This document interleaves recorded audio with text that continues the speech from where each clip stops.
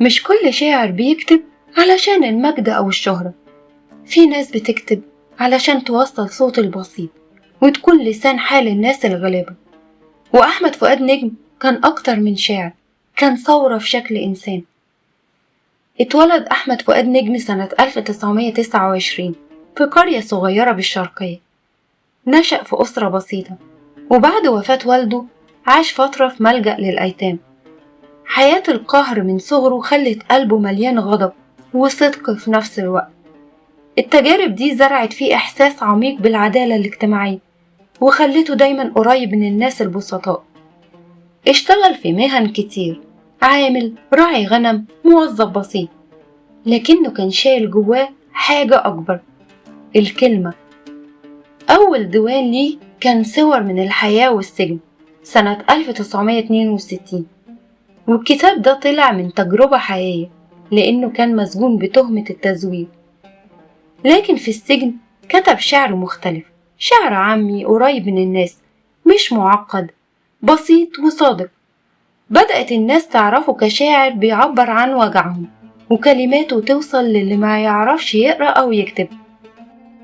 اللحظة الفارقة في حياته كانت لما تقابل مع الشيخ إمام، اتنين مختلفين لكن روحهم واحدة. إمام باللحن ونجم بالكلمة، عملوا مع بعض ثنائي غنائي غير وجه الأغنية المصرية. غنوا للثورة والفقراء، هاجموا الظلم والاستبداد، كلموا الناس بلغة الشارع. أغانيهم زي شايد كسورك وجيفارا مات ومصر يا أمة يا بهية بقت أيقونات للرفض والصمود. نجم كان معروف بجرأته الشديدة، ما كانش بيخاف من سلطة ولا من سجن.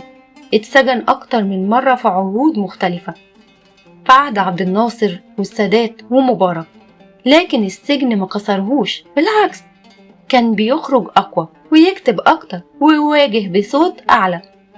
الجماهير كانت بتشوف فيه شاعر الغلابة اللي ما بيبيعش نفسه، واللي مش بيخاف يقول كلمة الحق مهما كان التمن.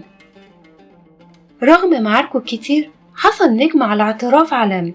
اتكرم سنة 2007 من الأمم المتحدة باعتباره سفير الفقراء. شعره لحد النهاردة لسه بيتردد في المظاهرات والشوارع والجامعات. اتوفى سنة 2013 لكنه ما ماتش في قلوب الناس، لسه أشعاره بتتغني ولسه كلماته بتعلمنا يعني إيه تبقى شاعر حقيقي. أحمد فؤاد نجم كان صوت الحرية في زمن الخوف، ولسان الغلابة في زمن محدش كان بيسمعه. ساب لنا تراث من الكلمة اللي عمرها ما بتموت، شاعر الشعب واللي فعلا استحق اسمه الفجومي.